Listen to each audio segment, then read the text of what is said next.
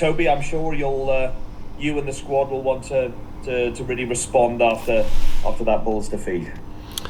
Yeah, look, the manner of it as well was pretty. We got sort of a massive shock at the start of the game, and we've unpicked that as a team to take the learnings from it. We've contributed a lot to our own downfall actually, and that's the disappointing thing. But there's no point in dwelling on it. We've got to look at the things that we can do better. We've got to look at the skill sets, the decisions, all of the things you'd expect, a good organisation to do, and try not to replicate them again. Because the difficult thing is, the Bulls are right up there. If you think about people you would right at the start of the season, you go, right, well, who are the favourites to win it? You're going to look at Bulls and you're going to look at Leinster, right, in particular.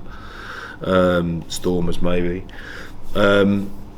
And the reason being is obviously the calibre of what they do, but the calibre really manifests itself into being clinical.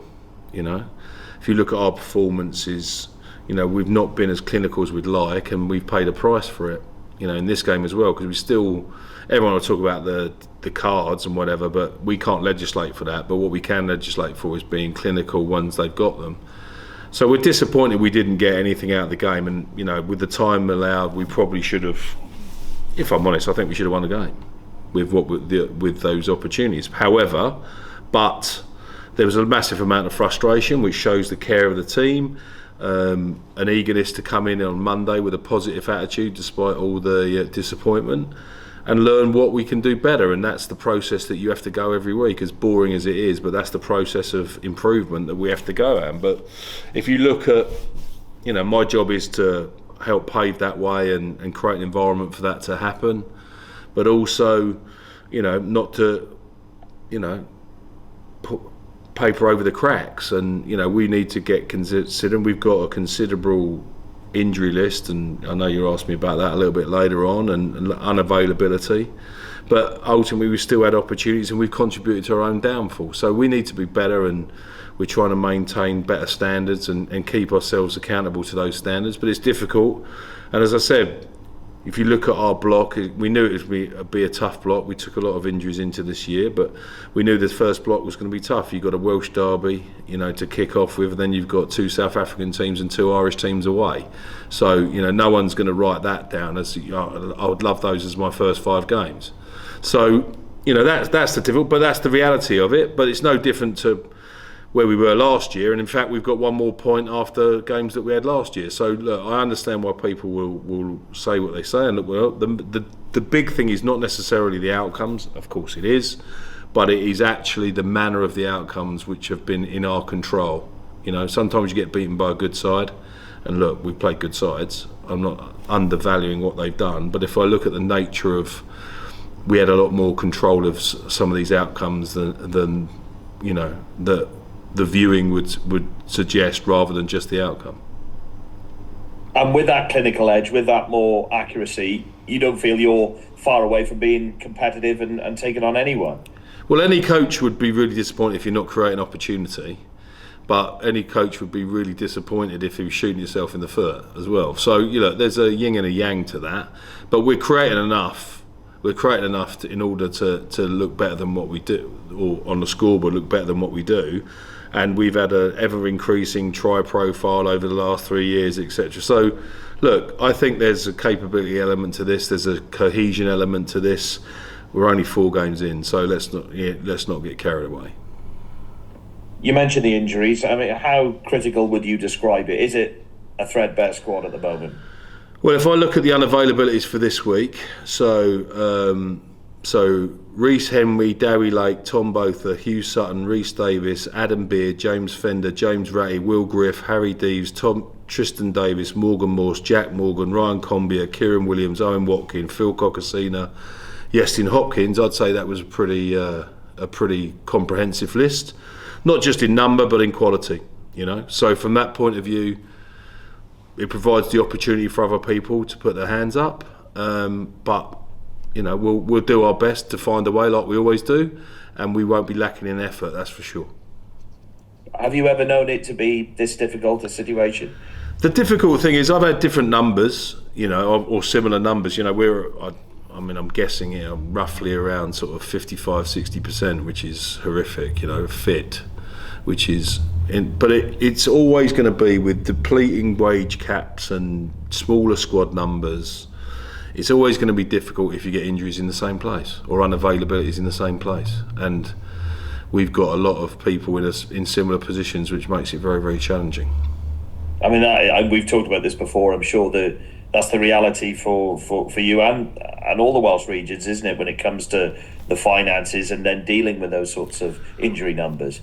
Yeah, for sure. And look, you've got to try and balance it to enough quality and enough numbers, and that's always a difficult thing. So you do your best. You need a high functioning academy in order to fill the gaps. But there's going to be we're having to bring people in now to play.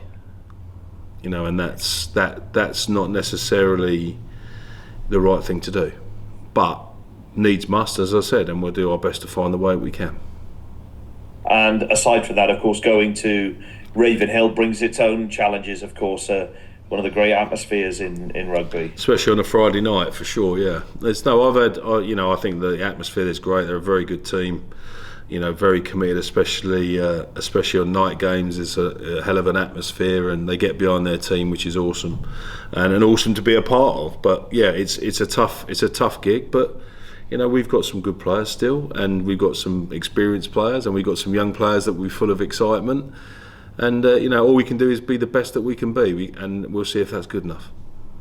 Yeah, they've won both their home games so far. I think they've taken 9 from a maximum 10, so it is going to be tough, isn't it? That's the reality, Toby. 100% it is. Yeah, any team away from home's tough, but the South African and the Irish teams, who normally are fighting out at the top of the table at some point in some form, they're the ones that you really get tested on, and it'll be no different this Friday for sure.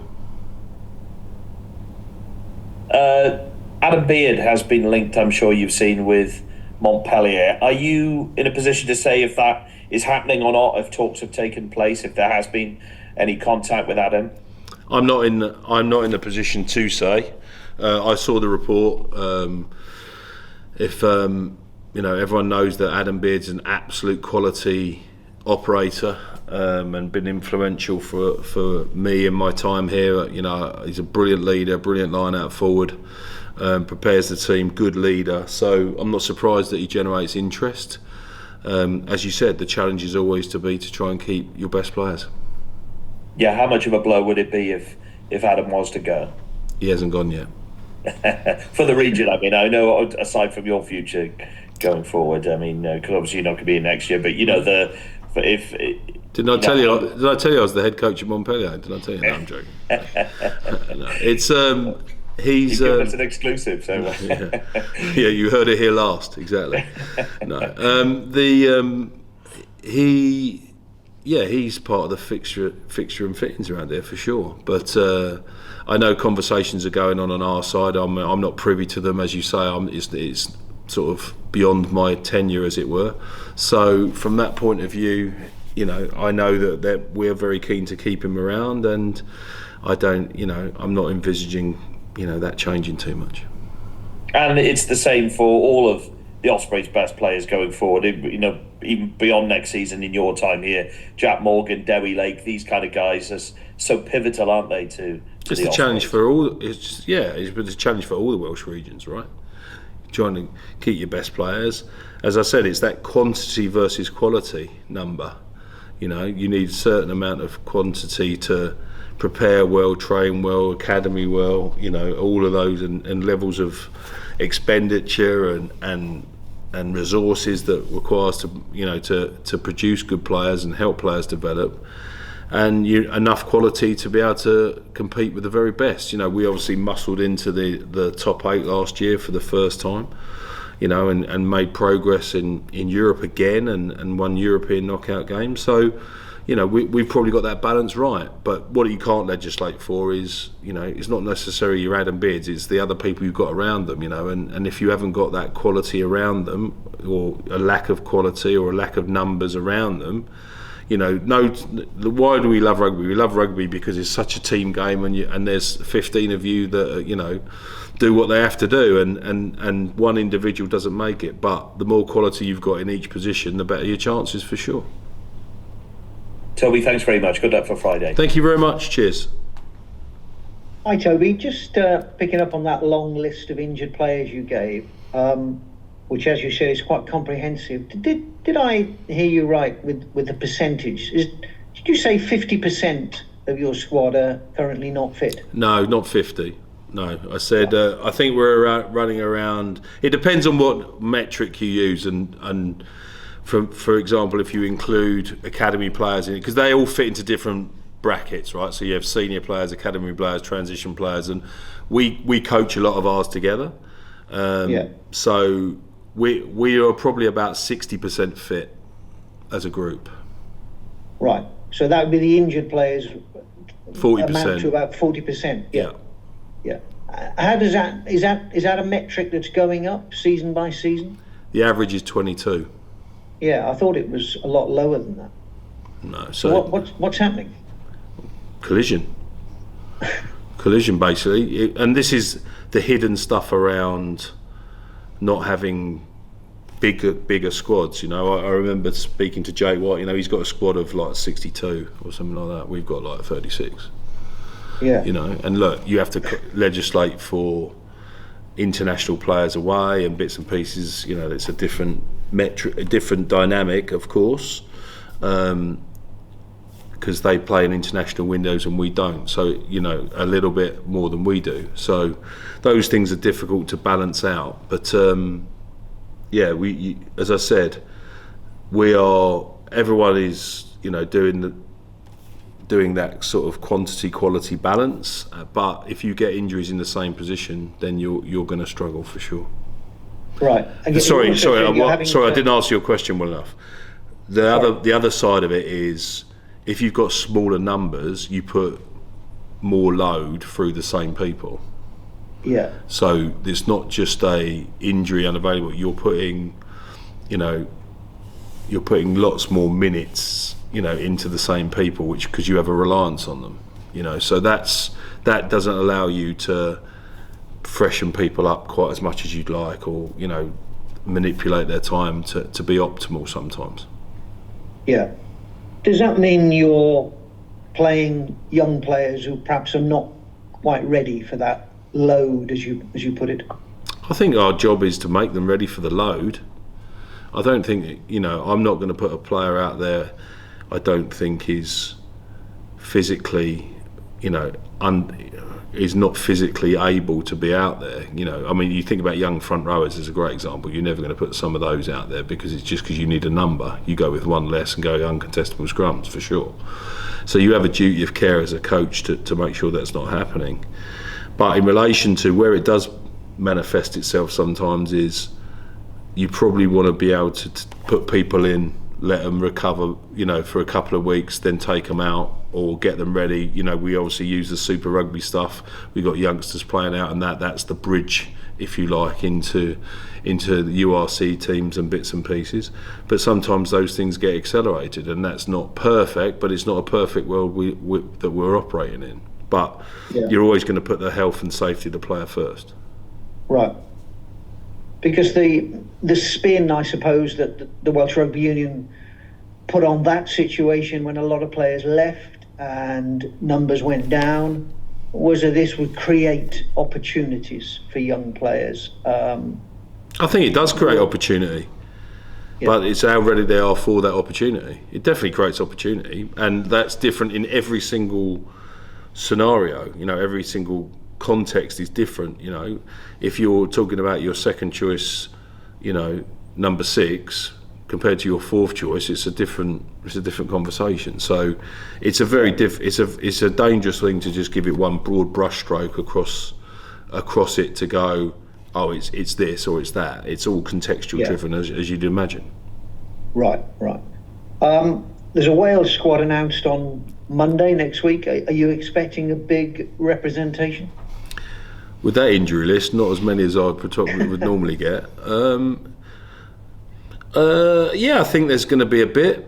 I think we've not had a massive amount of dialogue around that, and I think I was just speaking. Rob Howley's in today, and I was talking to him, and he said that they're meeting up on Friday to discuss that side of things. So look, we've had some people play pretty well, which is good, and we've got some known international players which are also, you'd expect them to continue. So yeah, I think if we'd have been a bit more healthier, I think we might have had a bit more representation for sure.